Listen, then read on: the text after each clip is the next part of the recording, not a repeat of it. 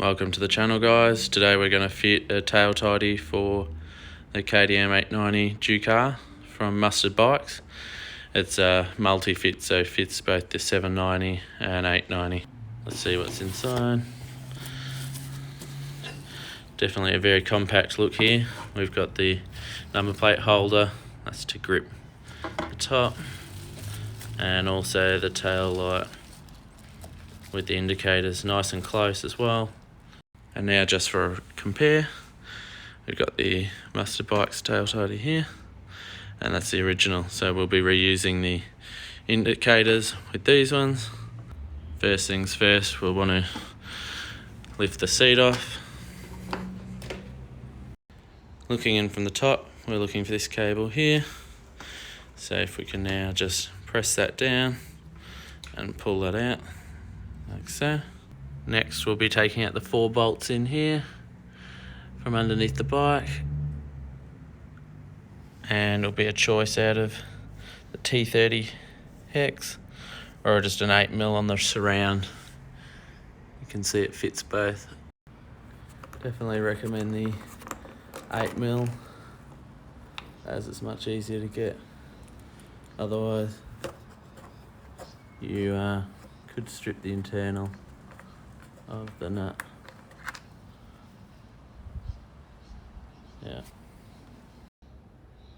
With all 4 of them out, we can now pull this out while threading that through there. While threading it out, you will have to pull out this little rubber bung here, and that loosens that. You can now place that down here with the other part so far. Using your T30, we're now going to remove the 3 bolts you can see here. 1, 2, and the top one, to separate these in half, so along this seam here. With them all loose now, tip them out.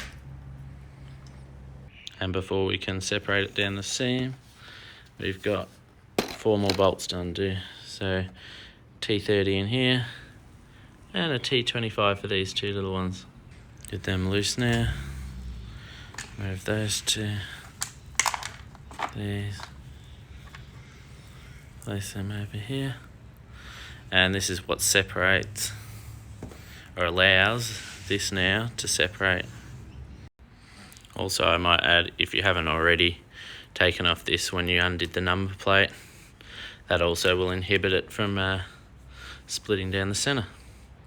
Separating this apart like so.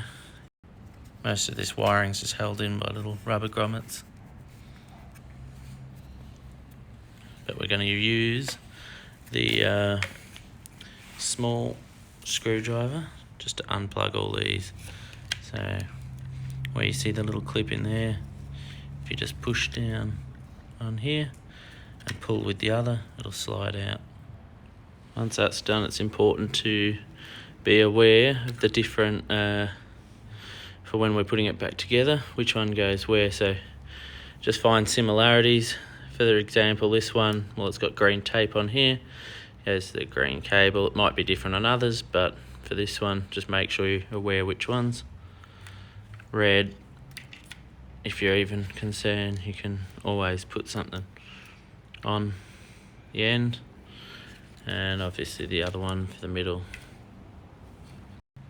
So with just a little red thing matching up to there, you can now take that out of the way, and we're on to the next stage. So in here you can see a 13mm nut, so a 13mm ring spanner or anything really. I've opted to use one of these, but yeah, even a 13mm ring spanner will work. If we turn that over, here's just where I found. So to slide that down through the centre of here, so you can see it coming down and there like so, and then just loosen that. With that now loose, take that off and just pull that through, all the way through, and feed that out. And with that, just pull that last section through, and that one's free.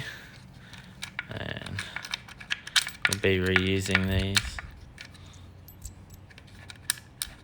on the other. And there it is, all taken apart. So we won't be needing these anymore. We can remove them and bring in this guy. Probably inclined to set it down in this way, but because it's easier access, but if we're going to do it the same orientation as the original, you have to have the light facing upwards, otherwise you'll end up with the right on the left and the left on the right. Next, we're putting these cables through the largest loop there. So that one goes in there. This one through here. Again, we're lining them up with the same red to red and green to green, and the center to here. Make sure you've got the little indentation here facing upwards, and we're going to be connecting them together like so.